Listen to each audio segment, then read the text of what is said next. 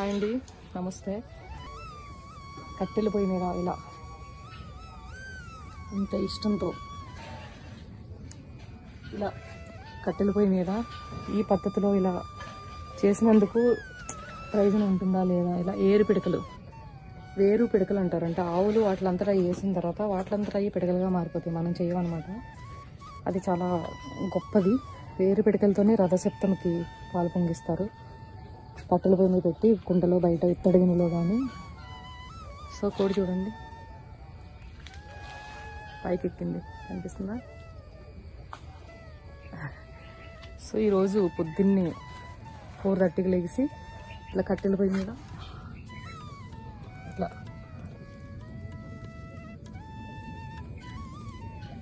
అద్భుతంగా టీ పెట్టుకుంటున్నాం. అది కూడా మా ఆవు పాలతో.